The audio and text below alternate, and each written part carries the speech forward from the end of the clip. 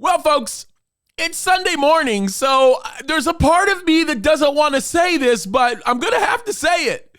This one's stupid. I mean, really stupid. Now, this is appropriate because what we're going to go over today in church service is going to cover the principle that this nonsense actually deals with.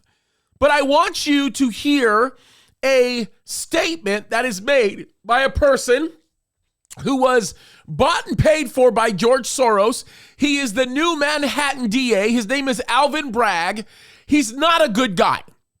Bottom line is he's not a good guy. And in this article on Breitbart, it says, newly installed Manhattan District Attorney Alvin Bragg instructed staff on Monday that his office, notice this, will not seek pre-trial detention or prison sentences for crimes other than homicide, public corruption, which, by the way, is a very subjective subject, and a few other exceptional issues. As a matter of fact, let me read the last paragraph of a memo that he actually wrote to all of his assistant ADAs.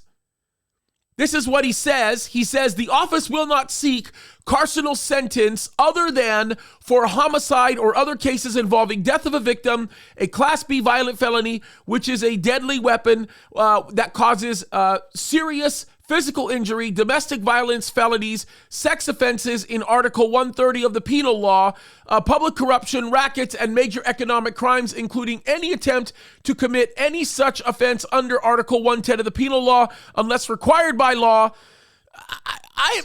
Let me just read the last sentence of this because this is crazy and I'm going to explain it to you. For any charge of attempt to cause serious physical injury with a dangerous instrument, ADAs, notice this, must obtain the approval of an ECAB supervisor to seek a carceral sentence. In other words, pretty much people are going to be able to get away with murder in Manhattan.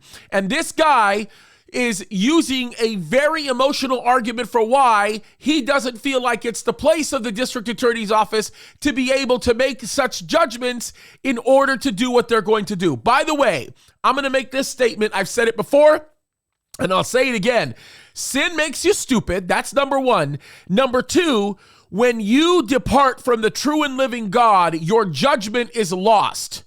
Proverbs chapter 28, verse 5 says that the ungodly do not know justice, but the righteous understands everything. And this is the truth. This is exactly the way it works. This miscarriage of justice is based upon a person who does not seek the understanding of the scriptures.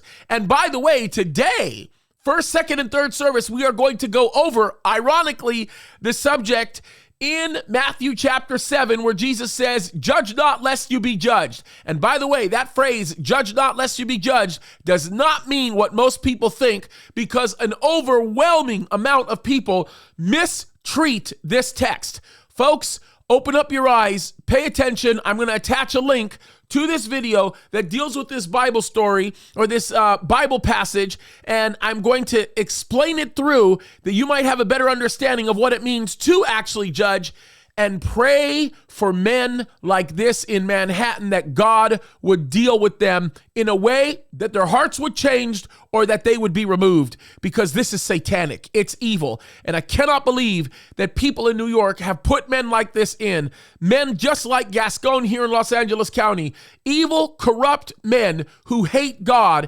And as a result of their hatred for God, they move society into a place of bondage. Things are getting stupid, folks. It's more evidence that Jesus is coming back. God bless you.